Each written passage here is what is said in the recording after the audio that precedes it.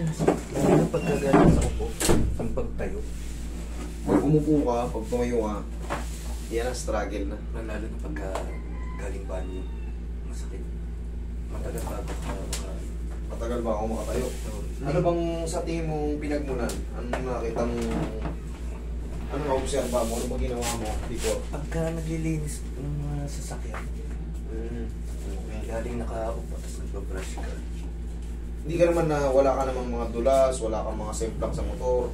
Palit ka na Okay, good. Ano lang to? Compression, discompression yan. Minsan, hindi wala sa... Hindi proportion yung pagbuhat natin. Ganun. Tapos mga... Yung na-compress na siya, tapos ang tagal natin naka-position na nakayuko. Kaya pagka uminan tayo. Pero pag nakainat ka naman na yan, okay na. Diretso. freely na, di ba? Ganun yan, discompression yan.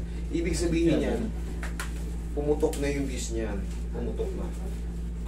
Meron na kayong bulging disc. Pag ganyan nararamdaman nyo. Ang kailangan na naman dyan, sa umaga pa lang, pipitikin mo na.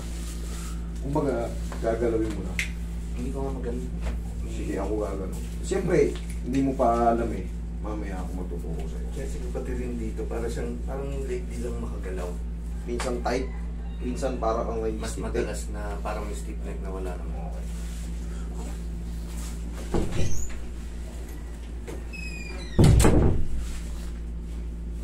Baka naman yung unan mo, dalawa-dalawa. Mataalam na po mag-uno. Madala ka mag-unan. Okay.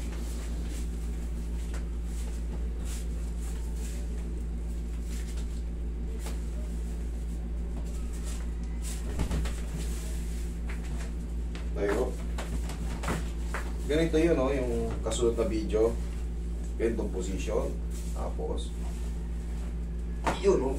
Mararamdaman nyo may tutunog yan dyan. Dito naman, the same lang din yan.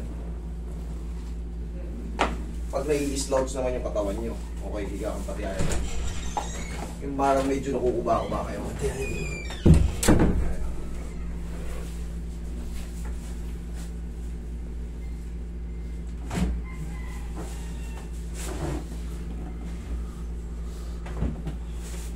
Okay, tagilid ka, sir.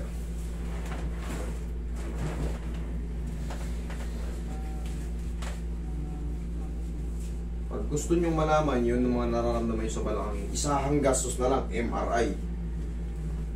Para hindi na paulit-ulit yung x-ray tapos walang makikita. MRI na agad. Relax lang. Okay, kabilang side.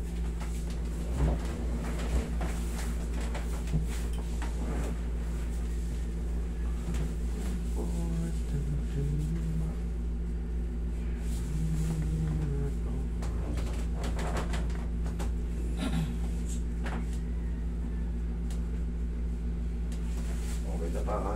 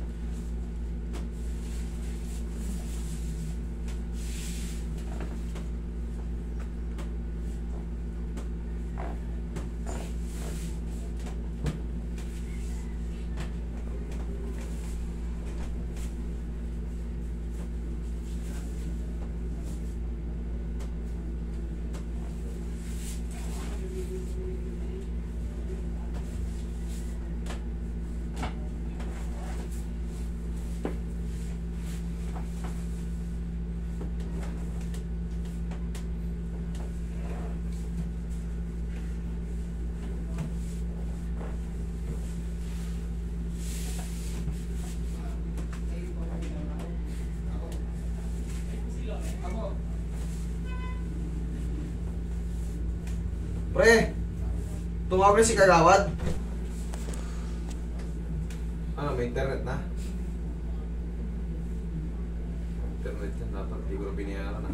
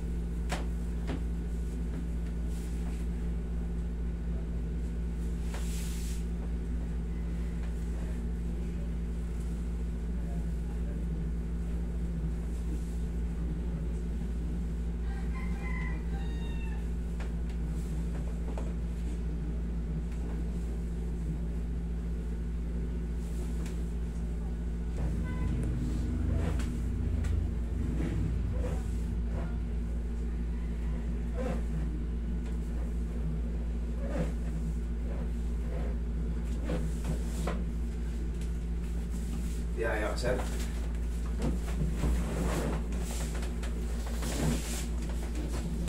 Minsan tumatayo pa tayo ng ganyan. Di ba? Minsan na wala ka na. Bibigyan nila. Di ba? Pero pag may technique tayo, yung sinasabi mo parang bubuelo, pwede yun. Pero pagka kasi may back pain na tayo tapos titiwala pa tayo sa pagtayo sa balakang, nakakadagdag ng spasm yun. Dito kasi parang yung parang kulang ng langis yung mga... Ito na, lalangisan natin. Kulang ng langis sa bakal. Pumutukod. Yan. Straight ka lang. Yan. Lalangisan na natin para...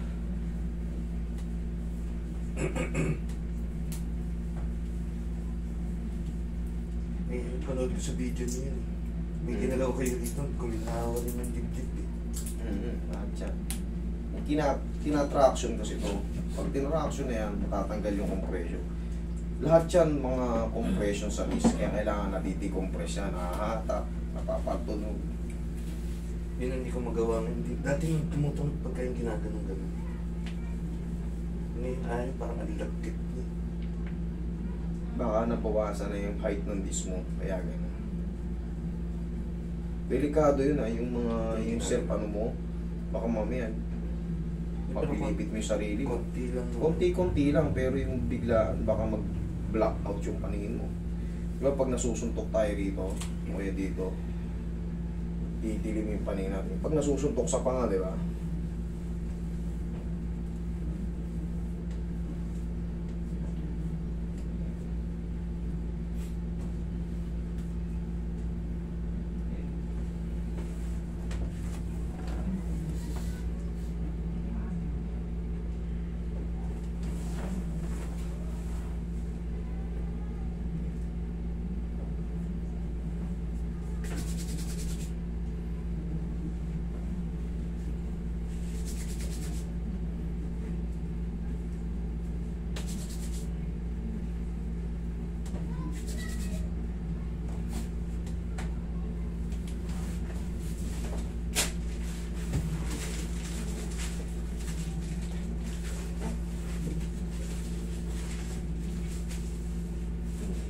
Yan natin yung sinasabi mo eh. Putok pala tele. Oo. Tumutunog yan. Okay sir, sa technique naman sa balakang para hindi ka na maulit sa ganun yung mga severe moment, tayo ka. Yan no? Parang tutukoy mo yung mukha mo. I-ano mo yung kamay mo. Pagsabay mo, yan. Hindi, yun, saba. Yan, ganyan lang, tag-isa lang sa umaga, pag-gising mo. Tapos syempre, bumili rin tayo ng pang-haplo sa balakang para yung mga muscles pasan natin. Hindi na nga rin ako. Yan, okay? Huwag ka lang maliligo today sir. Kumusta yung paramdam mo, check mo. Kahit umupo ka ngayon sa pinakamababa, mabilis Nung kang unang makakapit. punta ko rito, ganun din.